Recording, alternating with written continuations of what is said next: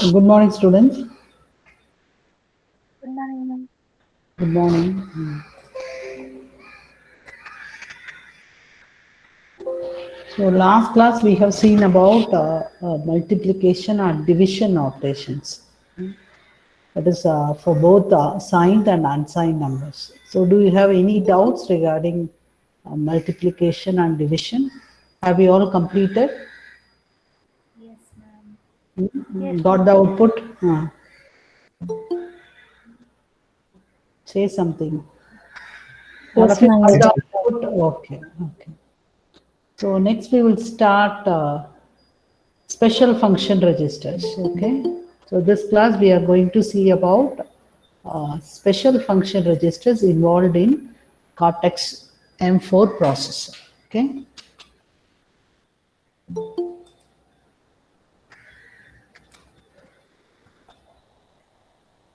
So totally how many registers are there in ARM Cortex M4? 16 registers. 16 register. So with these out of 16, 12 registers can be used as general purpose registers from R0 to R12. So each register is a 32-bit wide register. Okay.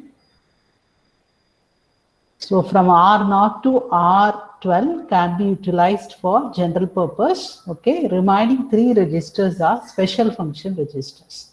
And also we have 5 register will be utilized for monitoring your flags and setting priority of interrupts and identifying the fault and also control.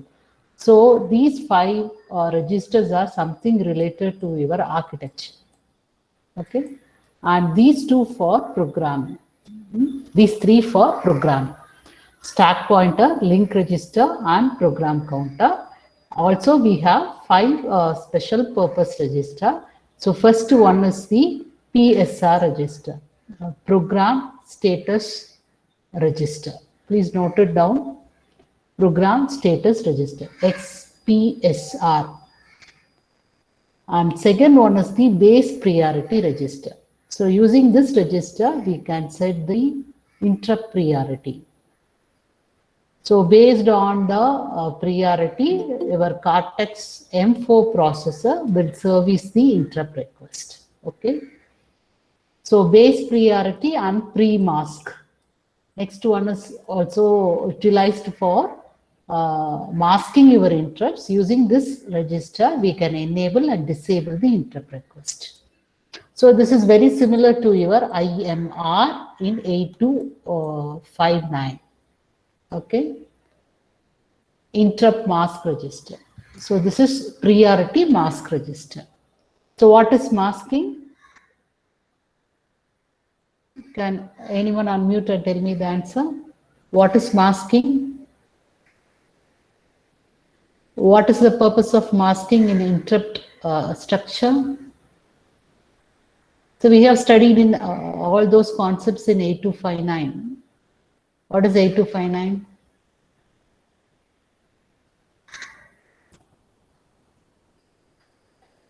See, the response is very low. So tell me the answer. What is masking? And operation. No. What is the purpose of masking? Masking is the AND operation. Okay. So using AND operation, we can mask LSB and MSB. I am talking about something related to interrupts. So what is the meaning of that word mask? Enabled or disabled? What is this NMI? Disable.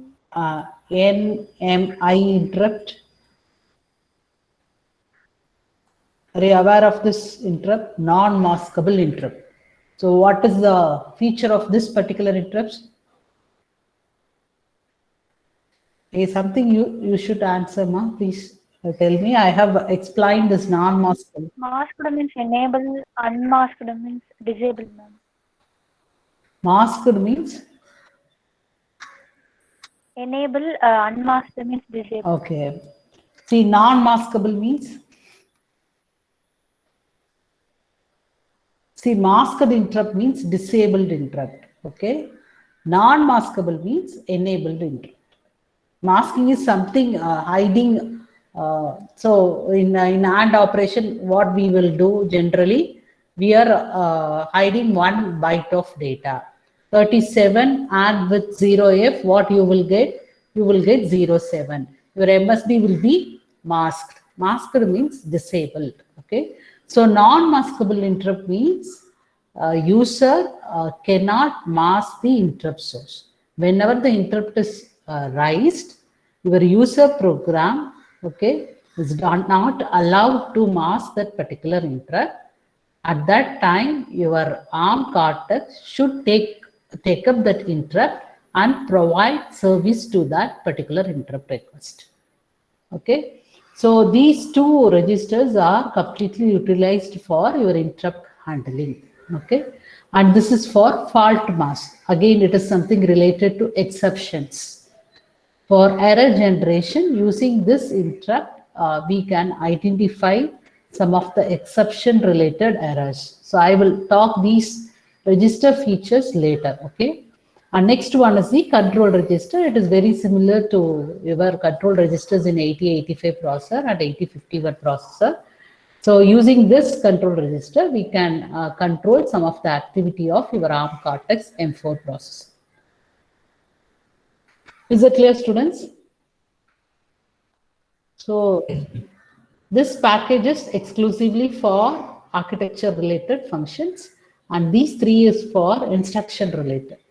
Okay, so we have three special function register: a stack pointer, a link register, and program counter. Okay, so R13 is the stack pointer. So it is used for accessing stack memory via which operations? How we can access data from the memory, stack memory, using which operator?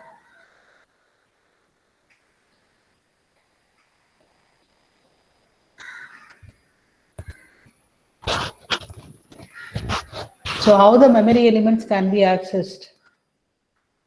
Using push and pop. Yes, using push and pop operations.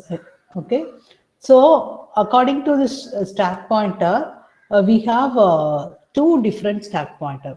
Physically, there are two different stack pointer. One is the main stack pointer. Okay. So this is the default stack pointer. Okay. So it is selected after reset. Please note it down. So after reset, so this register, main stack pointer will be selected. It is selected after reset, and another stack pointer is called processor stack pointer.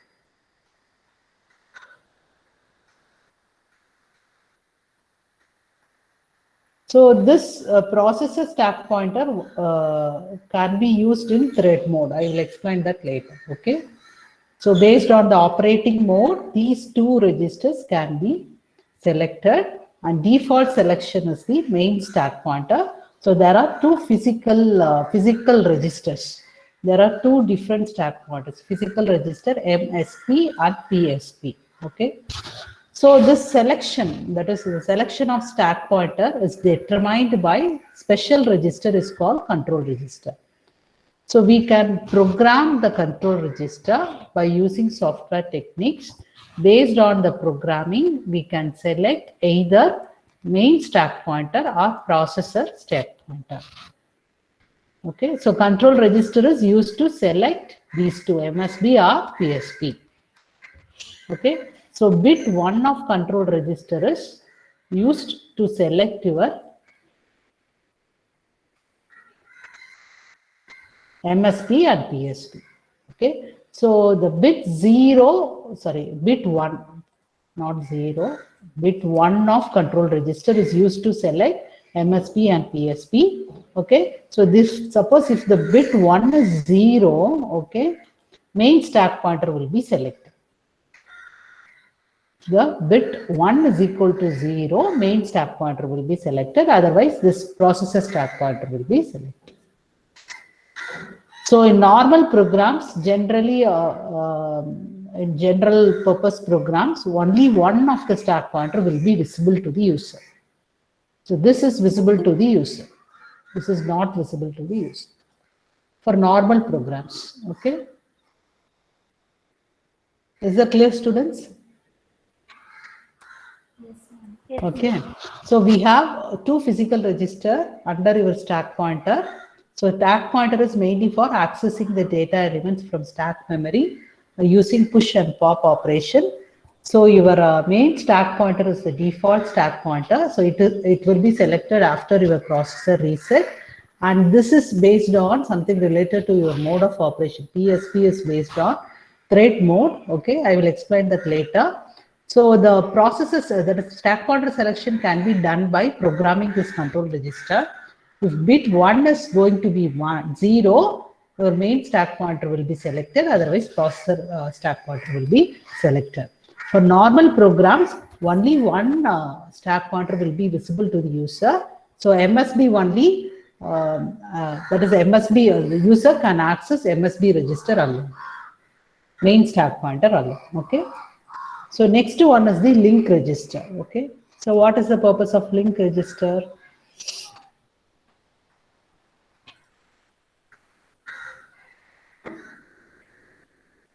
See, I have explained all those things in the architecture.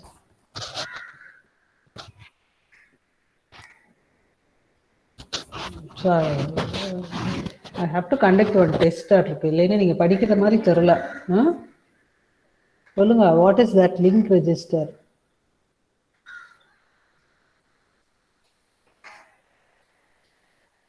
Just you read out the statement and tell me.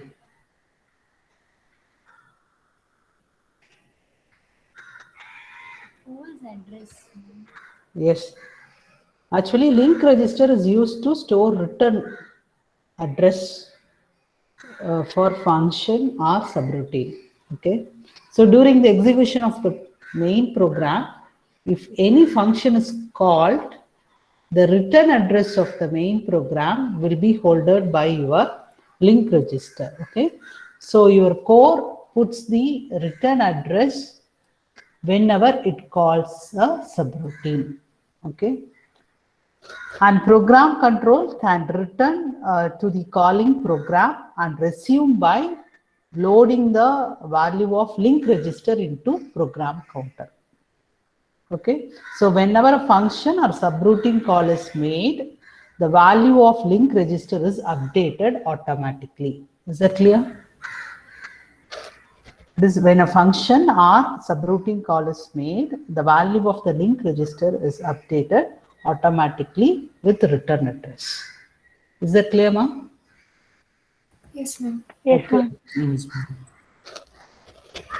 So on reset, processor set the link register value 0x, okay, FFF, 8F.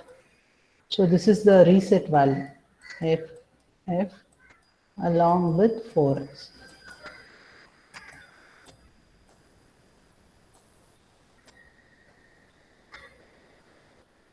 After reset, your link register hold these values, 8H. So I will demonstrate this link register concept in Keil microvision. Okay.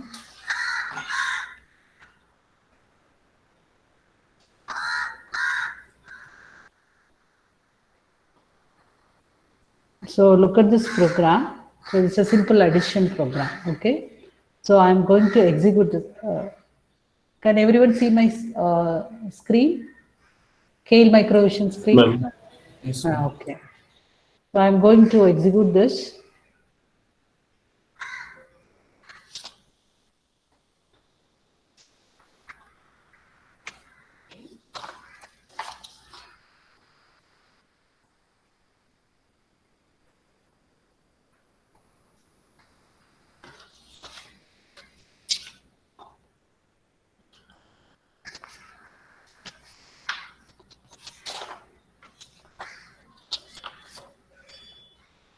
See, look at here this screen.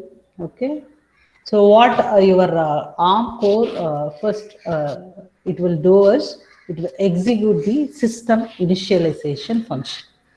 So prior to any program execution, first it will execute this system initialization function.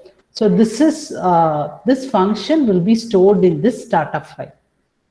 So every time we are selecting the startup file after the selection of our processor core, so this system initialization function will be available in this startup file. Okay. So first I will execute the first line. Okay. So look at this. This will be executed, and this is about to execute. Look at this cursor. This is about to execute, and this is already executed. Okay. And what is the address of the system initialization function is 83020C. Please note it down. Please note down the address. So this is the starting address of your function or subroutine. Okay. And your program counter is currently pointing this address 83001C6. Okay.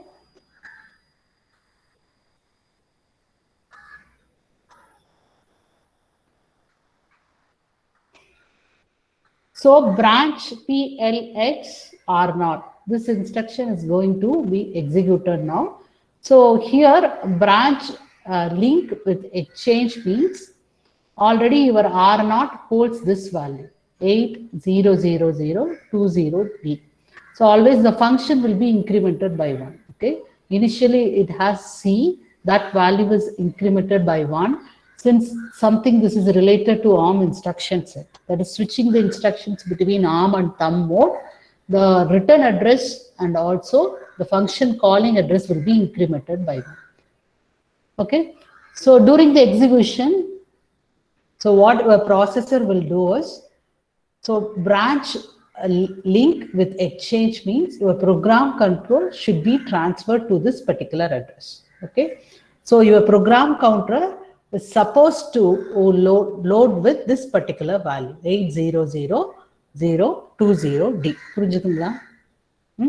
So what is the return address? If this execute your program control is transferred to function, subroutine or function. Okay. So what is the return address? Which is the return address? Just look at this. So this is about to execute. Okay. What is the next instruction? Immediate instruction. So this is the immediate next instruction. Okay. What is the address of this particular instruction? 8001C8. So this is your return address. Okay. So during the execution of this particular instruction, the return address is transferred to the link register. Is that clear, students? First, it will execute this particular line. Okay. I am going to call system initialization function. Okay. So system initialization function is stored in this particular address. After that, I am going to transfer my program control to this particular function by using this branch link with exchange. Okay. So this instruction is used to transfer the program control from main program to the subroutine. Okay. So this is your main program. Okay. So what is the address, that is return address, that is program control has to return to this particular address 1C8. So after execution, your return address will be holded by your link register. Okay.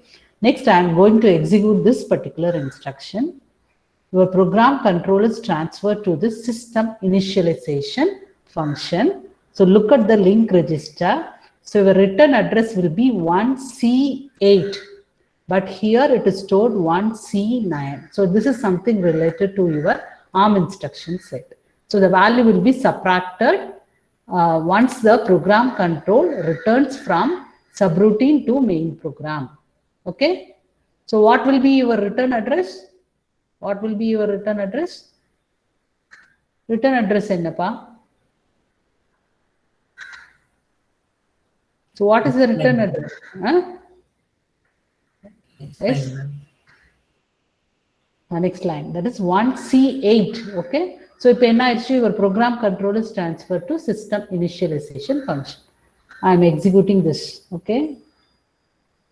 So look at the program counter. Every time it is loaded with new address. Okay. 23E 242. Okay. 252. Okay.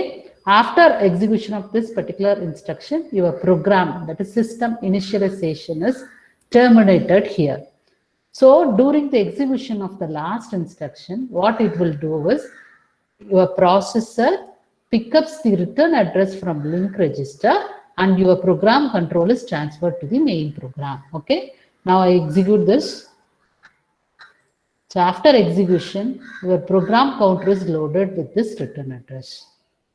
So your program control comes here and start executing this instruction. Is it clear, students? புரிஞ்சுதுங்களா இந்த demonstration உங்களுக்கு? Doubt இருக்கா பாருங்க. First நான் மறுபடியும் again நான் இதை execute பண்றேன். ஒரு சம்மரி மாதிரி சொல்லுங்க. ஓகே. இப்போ நீங்க பாத்தீங்கன்னா I am going to execute this startup file. Okay. So the first instruction of the startup file is LDR R0, equal to system initialization. So while using this LDR is already, I have explained this. That is loading some value into the R0. So this system initialization is the function. So this one holds the starting address of your function. Okay, 800020C is the starting address of your function. Okay. So அதை நான் இதில் load பண்ணிட்டேன், R0 load பண்ணிட்டேன். ஓகேங்களா. So your R0 holds the starting address of your system initialization function. இப்போ நான் execute பண்றேன். Just look at this R0 value. 2Cங்கிறது என்ன ஆகும்னா 2D இன்க்ரிமெண்ட் ஆகும். இது வந்து something related to ARM instruction set and them instruction set. சரிங்களா. எப்பயுமே வந்து ஒரு ஃபங்க்ஷன் கால் பண்ணும்போது உங்க அட்ரஸ் 1 இன்க்ரிமெண்ட் ஆகும். The return address என்ன ஆகும்னா it will be incremented by 1. After popping out the value, and the value decrement ஆயிட்டு original value will be loaded into the program counter. Okay. So இதுதான் concept. இப்போ நீங்க பாத்தீங்கன்னா your R0 is loaded with 20D. Next, I am going to execute PLX. Your program counter is pointing 80001C6. It is about to execute. PLX வந்து about to execute. புரியுதுங்களா? இப்போ PLX ஓட operation என்னன்னா branch link with exchange. Okay. I am transferring the program control from main program to the system initialization function by using this PLX.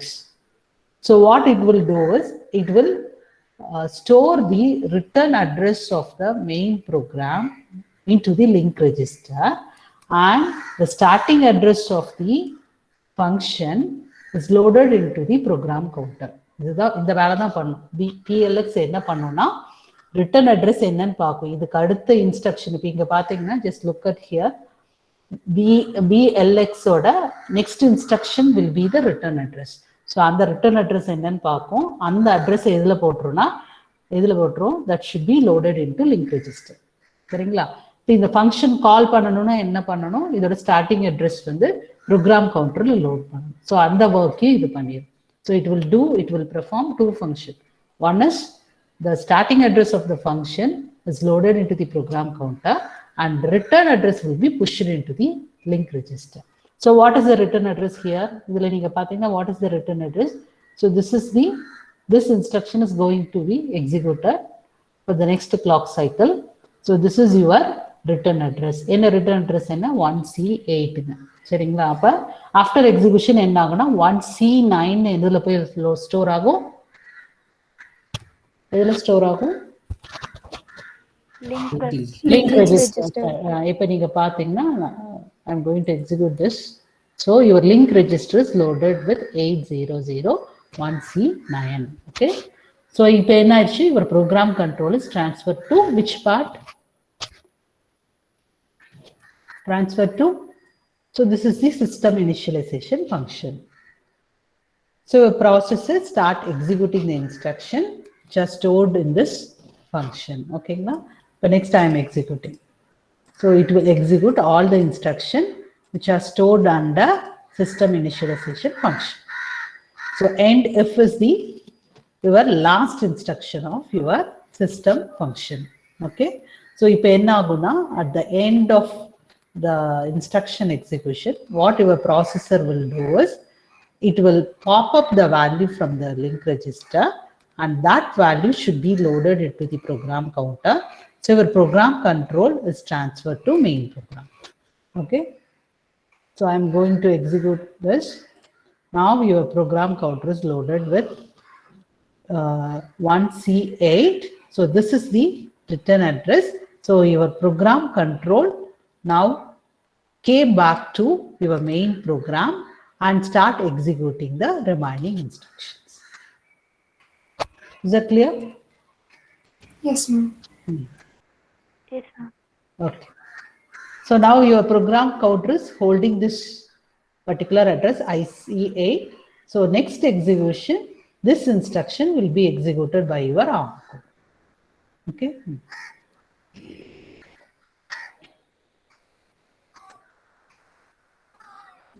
So this is the explanation.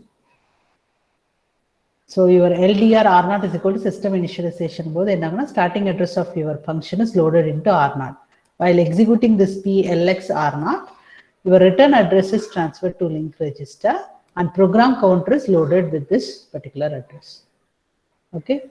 So at the end of the function execution, your program counter is again loaded this value. So program control is transferred from function to main program. Okay.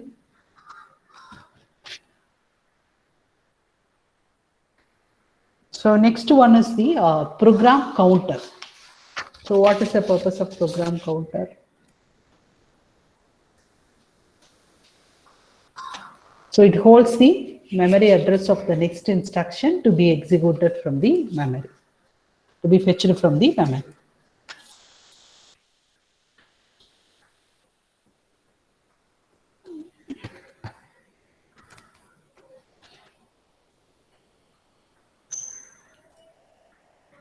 See, look at this example. So this is your memory address, okay? And this memory address holds 16-bit value, okay? So here your program counter is pointing 8001B0. So during the execution, your processor fetches the operational codes stored in this particular memory location. So we have two operational codes, opcodes, 18 and 8B. Okay. So in this way, we can fetch the opcodes from the memory using your program counter. So your program counter points to the next instruction being fetched from memory. So that is the concept. So it is a readable and writable register.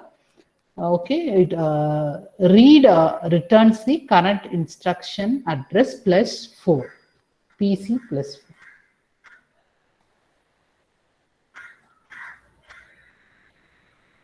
So this 4 depends on the pipelining characteristics of your ARM processor. So read means it returns the current instruction. That is, suppose this is your current instruction means your current program counter plus 4. In this case, it will be 2. PC plus 2. Okay. So this is due to pipeline nature of the design. So I am going to fetch only 2 bytes of data. So after execution, your PC is incremented pointing AE. இப்படி பாருங்க AC AE AC AD again AE AE க்கு அப்புறம் AF B0. It takes how many bytes? 2 bytes of memory location. So a program count is incremented for every instruction execution. Your PC will be incremented by 2.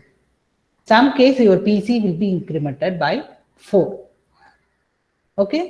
So based on the pipeline nature, the fetching the instruction will be different in case of your program counter. Okay. Is that clear? So we have a 3 register, R13 is the stack pointer, R14 is the link register, R15 is the program counter. So next we will see about this pipelining characteristics of your ARM core.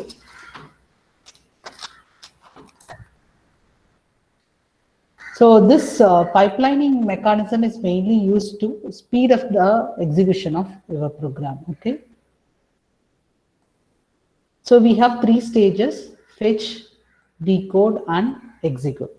So fetch is used to load an instruction from memory, and decode is used to identify the instruction to be executed, and execute is used to process the instruction and write the results back to the register. Okay. So using pipeline, it will speed up the execution by fetching the next instruction while other instructions are being decoded and executed. Okay. So first instruction, the first cycle, the instruction will be fetched. Okay. And next, the first instruction is decoded, and next the first instruction will be executed. During the execution of the first instruction, your second instruction is being decoded and third instruction is being fetched. Is that clear? Is that clear, students? During Yes, the execution of your first instruction, your second instruction is being decoded and third instruction is being fetched. Okay. So this is the pipeline for 32-bit instructions. Your ARM Cortex follows this type of pipeline. Okay.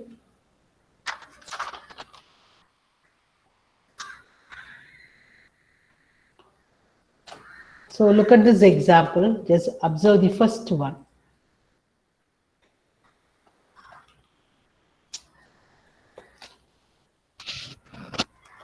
So it shows the sequence of 3 instructions being fetched, decoded, and executed by the processor. And just explain the operation.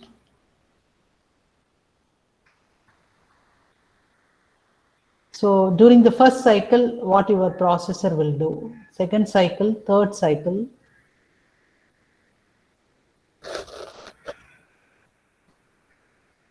So each instruction takes single clock cycle to complete after the pipeline is filled. Okay. So 3 instructions, this example, 3 instructions are placed into the pipeline sequentially. So one by one, it is placed. So first cycle, okay, the core fetches the add instruction from the memory. Please note it down. So during the first cycle, the core fetches the add instruction from memory. Second cycle, the core fetches the subtract instruction and decodes add instruction. Is that clear? And third cycle, both subtract and add are moved along the pipeline. Okay. And add instruction is executed. Okay. Add instruction is executed and subtraction instruction is being decoded and compare instruction is being fetched. Is that clear, students? So this procedure is called filling the pipeline. So every cycle, the first instruction is being fetched. During the decode, that is in the decode stage, during the second cycle, your first instruction is being decoded and second instruction is being fetched. Third cycle, your first instruction is executed and second instruction is being decoded and third instruction is being fetched. Okay. So this diagram shows the ARM 9 5 pipeline stage. Okay.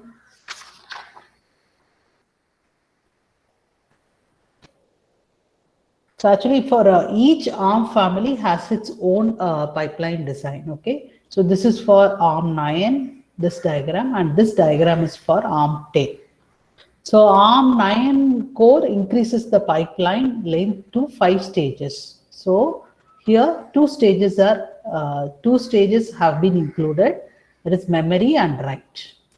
So this is the conventional one: fetch, decode, execute, along with they have included these two pipelining structure to improve the performance of ARM core. So this memory is for writing or fetching that is reading or writing the data elements from memory. And after reading, the results are written into the memory. So these two are something related to memory, these two. And these three for something related to your registers. And next, ARM10 increases the pipeline length still further by adding sixth stage. Here you can see this stage is being included here, that is issue. Issue is for identifying the exact operation after this fetch. It is very similar to decode. To improve the performance of decode, this has been included in between fetch and decode. So this is that is improving the pipeline is mainly focusing for improving the throughput of the processor. Okay, so ARM 9 and 10 pipelines are different. They still use the same pipeline executing characteristics as an ARM 7. So this is your ARM 7 pipeline. Okay, so still your ARM 9 and ARM 10 follows the same, and code written for ARM 7 will execute on both ARM 9 and 10. Okay.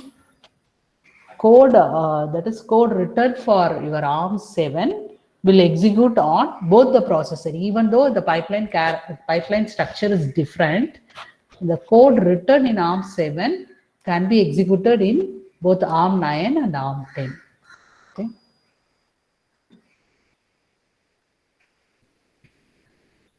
See, just you look at this example. So this is a pipeline executing characteristics test. Analyze this problem first.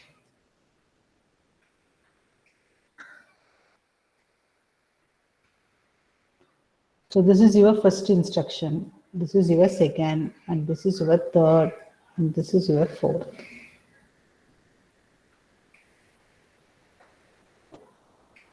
So when will the first instruction be executed? Please tell me. During 5 cycle, man.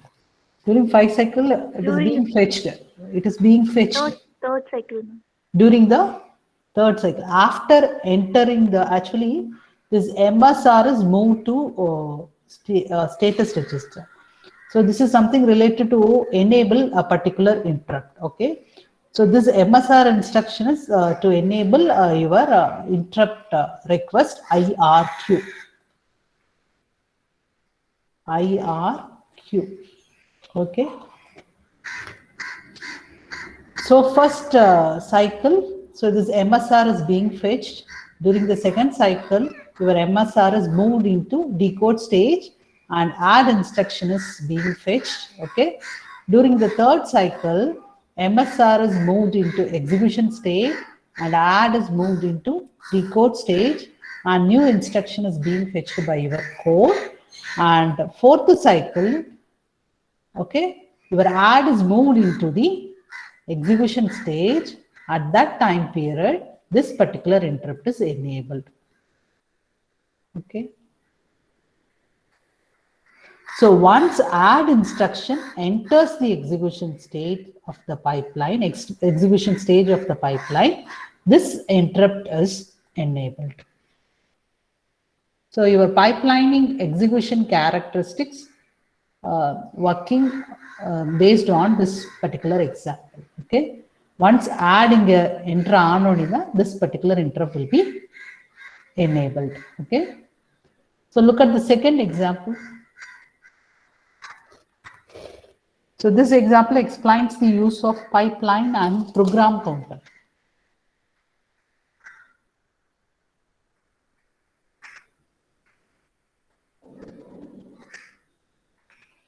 So in this example, this is your first instruction. Okay. So 8000 is pointing this LDR and 8004 is pointing no operation. That is, the operation codes are stored in, opcodes are stored at 8004, and DCD opcodes are stored at 8008.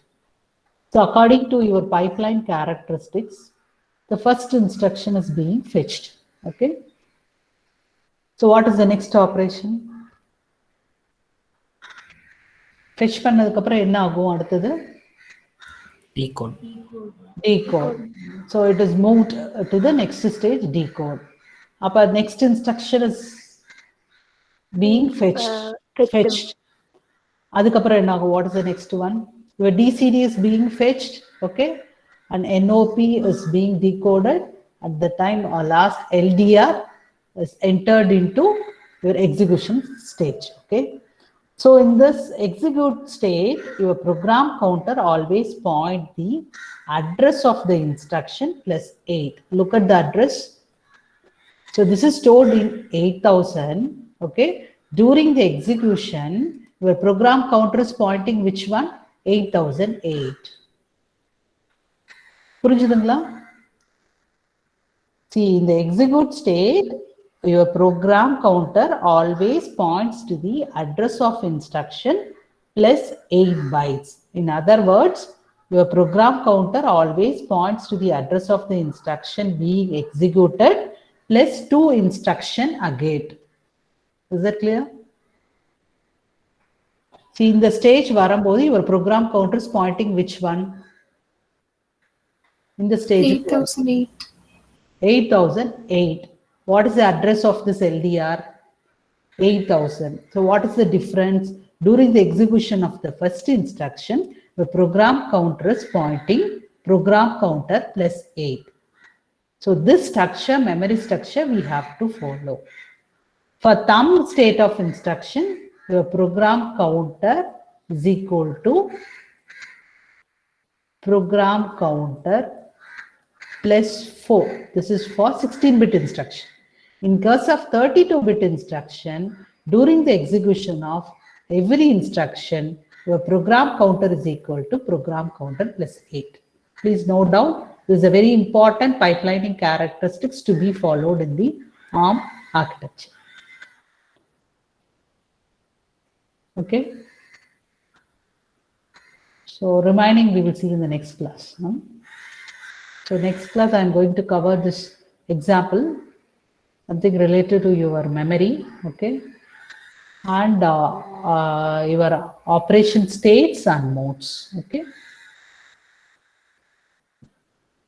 So do you have any doubts? No, ma'am. Are you clear with link register, program counter, stack pointer, and pipelining characteristics? Yes, ma'am. Okay. Yes, ma'am. Okay.